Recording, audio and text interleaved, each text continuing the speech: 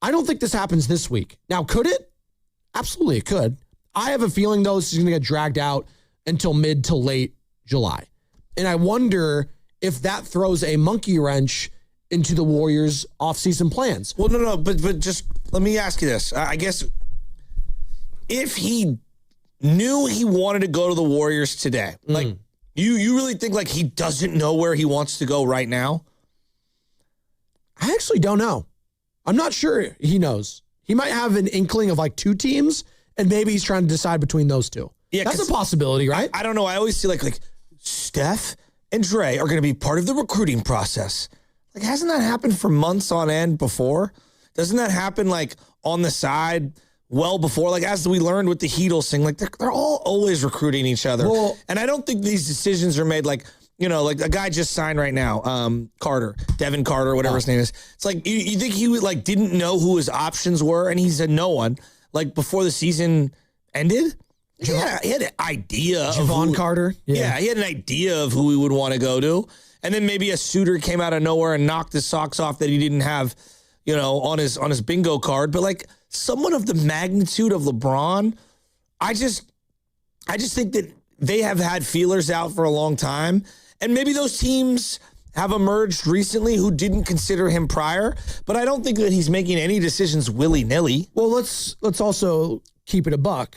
I do think the Lakers in this process are important because did they tell LeBron a month ago that, hey, we're not bringing you back? It sounded like... Felt very mutual. Well, no, it did, but it sounded like within the last week or two, that's when LeBron and Rich Paul, his agent, started getting the feelers like, oh, I don't think they actually want us back. But the fact they had a digital, like, thank you, like, what is it called? A graphic already ready to go, to me tells me, like, they knew at least 24 hours in advance. No, for sure. But I'm saying it's a possibility that 2 weeks ago, LeBron really was like, oh, I'm going back to the Lakers, probably. Like, maybe. I'm probably going back. And then something shifted, and now he is in the process of, like, oh, damn, okay, so... All right, Draymond's already hitting me up, so maybe he leaked it to Draymond because they talk, they're boys. So maybe Draymond found out, like, hey, like, I don't think the Lakers are bringing this guy back, like Joe and Mike Dunleavy, obviously, in this hypothetical. Like, I'm going to opt out of my player option, and I think we could legitimately be a landing spot for LeBron. Let's try to go do this. And I think that's a scenario. I think now other teams, as you mentioned, are probably putting their feelers out. Cleveland, Miami. Yeah, Cleveland was kind of not linked, but... There were rumors about him returning to Cleveland this year. Yes. So I'm sure they had an idea. Deadline, right? Like, yeah, I'm sure they had an idea on it, you know? Absolutely. I just don't think he's like sitting here like, they offered me cookies on the plane. Yeah, no. Yeah. I don't What are you going to offer me? I don't think at this stage he wants to do that. He's old. No, he wants to be recruited again. See, like that's what a lot of Warriors fans that are anti-LeBron. I do know people that want to be wanted. There's a couple buddies that I have where it's like, you got to go over the top to tell him, please come, please come. It's like, dude, if you have to do that, I don't even really want you to come. Well, again, everyone wants to feel wanted, but there's also like a level of like, that's too much, and that's kind of weird, and now you're crossing a boundary. Remember the Knicks? It got leaked that they were trying to do like a Sopranos pitch to LeBron to join them like once upon a time, and James Gandolfini and Eddie Falco like recorded scenes to try to lure LeBron there, and it never, like, very strange stuff. Like I don't expect teams to be doing that at this point, nor does I think LeBron want to do that. I think it's as simple as, hey, dude, you want to play with Steph and Draymond? You want to compete in the West? You want to, like, let's see if we can make something happen. Yeah, but okay. Now, that was a horrible sell job, but that's basically like, that's it. Do you think that they're making that pitch for the first time in the last 2 days? Well, that pitch has been on the table for a couple of months, if not years. We knew that they tried to trade Klay Thompson for him. He's been under contract. Technically, you're not supposed to be doing that, right? but LeBron isn't. I know. Come on. I know. I'm just technically they're not allowed to be doing that because it's tampering. But no, the team isn't. The players can talk whatever they want. Well, yeah, sure. Well, you're right. That's what I'm saying. But like, there were actual like team reports from Joe Lacob reaching out to Jeannie Buss about the availability of LeBron. Yeah, and they wouldn't have done that unless LeBron was like, yes, I will go play there. Maybe. Or Joe was just going rogue and he got feelers from his player Draymond Green, who's tight with him, that says, you know what? Sure. What doesn't hurt to check in? This is the most important player sport there is in terms of empowerment. And I just don't think that he does anything without, having an idea of what he wants to do. I think in years past, that has been true, Joe. I do think this is a unique year in that LeBron might not truly know what he wants. Because it's at the twilight end of it's done. It's over. I don't know how you could have played in the league this long and kind of have your own mortality staring you in the face for as long as he has. When he knew it might have been his last Olympics, he was like hinting at it. You saw the behind the scenes doc on all the Olympics. And I don't know. I think he's very keenly aware of his mortality in the league. And I do think that scripted is too strong. I think he's cognizant of how he wants it to end. Yeah, and I think he thought it was going to end with the Lakers, with his son. Like, at the end of the day, I think that's what he truly thought was going to happen. He was going to end with the Lakers? Yeah, because I think he was blindsided like everyone else by that Luka trade. Like, the Luka trade changed everything. But I always had in my back of my mind, I was like, I wouldn't rule out a Cleveland return. Maybe, but I thought for sure, and honestly, when they even added Luka and moved off from Anthony Davis, maybe I even underestimated how much that might have ticked LeBron off, Pelinka going over his head, because they don't have a great relationship.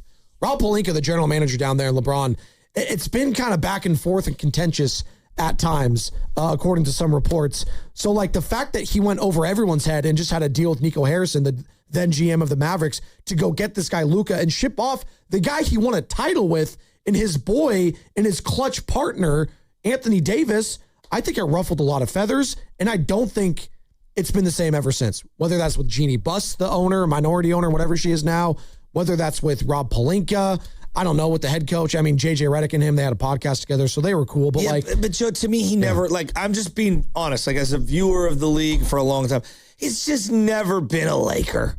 It always was weird. Yeah. Well, the fact that they won a title, but it was during COVID, I think it was always weird after that too. It was always strange. Shaq, even though Shaq was not an original Laker, he always felt more like a Laker. Yeah, he won more. At the end of the day in LA. I know, but I'm just saying, he felt like, because he was doing Hollywood movies and everything, and I don't know, he felt like a Laker to me. Well, LeBron tried to do that, remember? Space Jam 2. Yeah, but look, there's a big difference between Shaq's personality and LeBron's. Oh, absolutely. But LeBron has shown a personality. Look, here's the thing. Shaq's likable, just in general. And LeBron's not as likable, better player, but not as likable. He's just not. Some guys are, some guys aren't. I agree that overall, Shaq is a more likable personality. He's more charming. He is. I do think LeBron has turned more likable the last handful of years. No, I don't. He's trying to make fun of himself. No, he's not hateable. No, but I'm just saying, Shaq's one of the most charming people the league's ever seen. Absolutely. And I think part of it is his vulnerability, and he can really laugh at himself and make fun of himself. Shaq is a unique character. Yes. We always talk about Barkley. Barkley's so unique. No, he is. Yeah. Shaq is almost in a weird way more unique. By the way, Big Boss Man brought this up. I think it was either last night or this morning. In regards to just superstars in general. And I do think it's an interesting conversation because we've had it in the past, Joe, about just needing star power for the sake of star power for a franchise.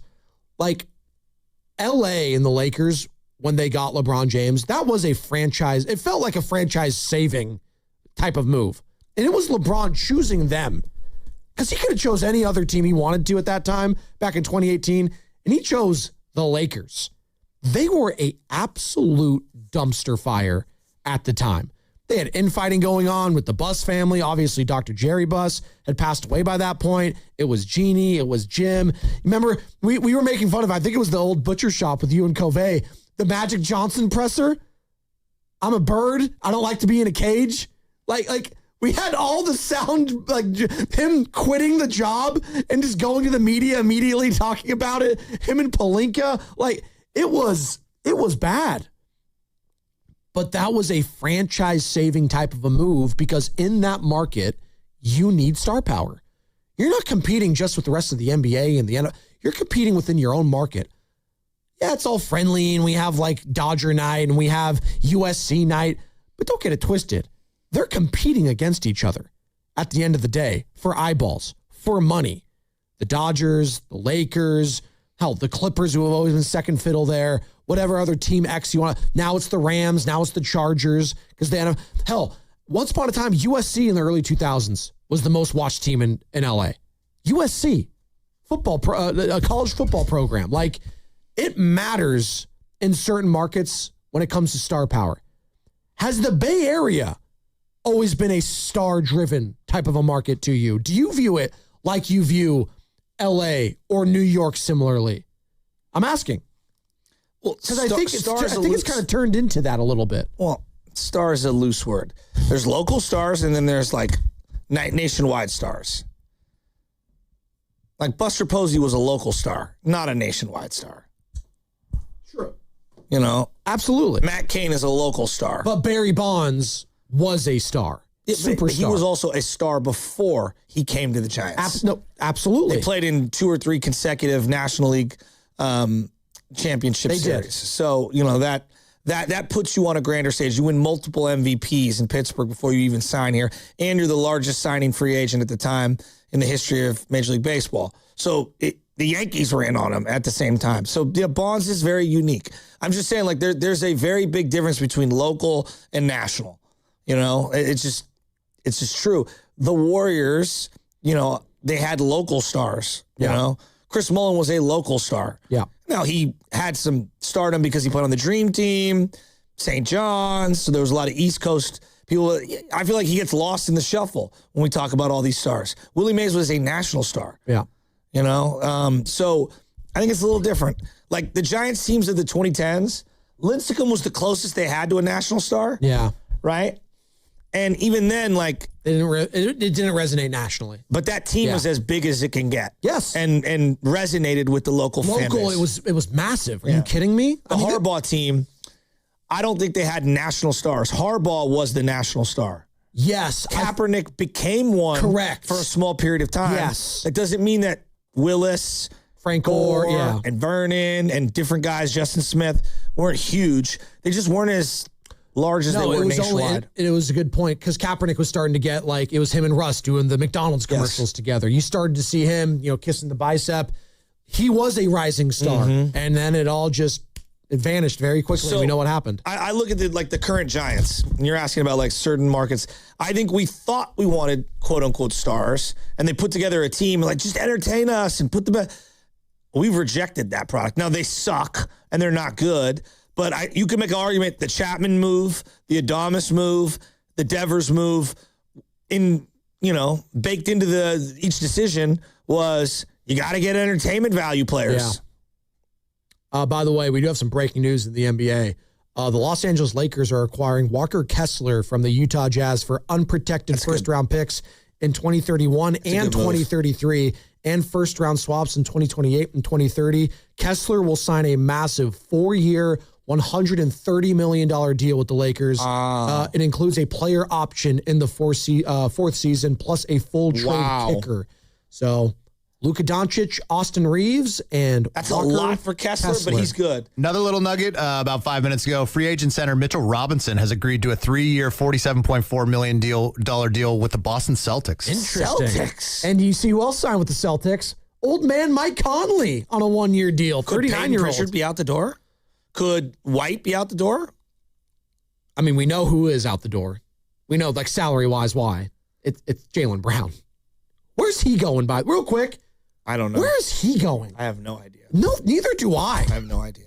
You brought up earlier, was it you that brought it up? Like, Jaylen Brown going to the Cavs and LeBron joining them? That would actually be insane. That would be the move. That would be incredible for them. And I would fear that in the East. Like with LeBron Evan Mobley? With Evan Mobley, potentially. Wow. Right? Oh, is that what LeBron's waiting to see happen? Maybe. Wow. Because would they give up Donovan Mitchell? You would have to, right? If you're the Celtics, because you'd have to have Tatum and Mitchell would be fun too. Not as good as Jaylen. That's the thing in all this too. Like, why? Like, is it that toxic between the Celtics and Jaylen Brown that they're moving off the guy? Like, it's kind of crazy to me. After just blowing that 3-1 lead, you're all of a sudden going to tear it down because you don't think you can compete against the Knicks? Like, I can see the Celtics beating a Knicks in the series next year. Like forget really? all that. They're just choosing Tatum over Brown, and I have way more injury concerns with Tatum than I do Brown. So, like, forget all what you just said. I'm just going to go, like, I don't understand why they're in love so much with Tatum at the expense of Brown. I view it the reverse. Whether I like Tatum as a player or not before the injury, I just don't trust the leg. What do you think you can get more? Like, what player could you get more for right now? Tatum or Brown? I thought Brown, but I guess I'm wrong. Right? Like, Tatum's coming off an Achilles injury. Well, when what's his name? Bobby Marks said that line on NBA Sirius Radio, like, he's the 7th best analytical player on the Celtics. It's like, oh God. That was he talked to someone that said that. I was what does that even mean? I am with Jaylen Brown on this. What are we doing? What are we doing? Like, he's the 7th best Celtic. See David West going at the nerds? Get out of here. David West is like, get the nerds out of here. He's right, though. David West is right, though. Is he not? Well, I mean, analytics. If you think that analytically Jaylen Brown is the 7th best Celtic, come on. I mean, analytically, the Golden State Warriors became one of the greatest dynasties we've seen because of analytics, right? Because they realized that they had the ultimate cheat code 3-point shooter, and they lead into that. Oh, and by the way, maybe the second greatest 3-point shooter ever, too. No, Klay Thompson. Analytics can be a factor. It's not the main reason. Draymond doesn't hit analytics.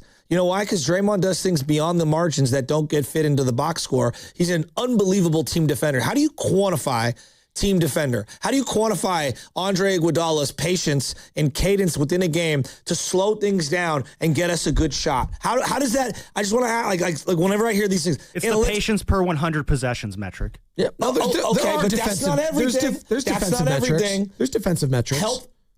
There are individual defensive metrics that don't fully quantify help defense. Stopping a guy off at the point of attack and forcing him to dribble. Like, analytics has its place as a tool on the belt. I'm not saying it doesn't belong. What I'm saying is it's not just like the eyeballs should not be the end-all be-all when making decisions in sports. If you're telling me Jaylen Brown is the 7th, as someone said, the 7th best analytical player on the Celtics, well, then whatever data you're using to compute that, I just disagree with. He was an MVP candidate last year. It's almost ridiculous. That's all I'm saying. No. That's all I'm saying. Again, you and I are in agreement here. At the end of the day, you should use the tools accordingly, but they're not the end-all be-all for everything. That's my point. WAR has its place. Average RBIs, BABIP. And I'll go in the other direction. OPS, LaMelo Ball, just because I despise some of the way he plays, does not mean that from my eyeballs, does not also mean that I don't have enough. He is analytically one of the elite offensive players in the league. Yes. And I acknowledge, though not my cup of tea, he is really good. There are some times. He is really good, but I hate watching him play. Correct. And there are some times where I look at analytics when I watch a player, and they do help me sometimes see something that I didn't see before, right? Like, oh, maybe I should be watching this instead of what I usually watch with said player. You get what I'm saying? Agreed. Whether it comes to football, basketball, baseball. Let's pick this up on the other side. I do want to also pick up. The Jaylen Brown thing is bizarre. It's very bizarre to me, too. It's bizarre to me. I don't know where he's going yet. What matters more for Warriors fans next year? Let's be honest. If bringing in LeBron happens in Golden State, what do you care more about? Winning or entertainment? I know the answer is both at the end of the day, but I'm making you pick one. Do you want to win next year, or do you want to be more entertained?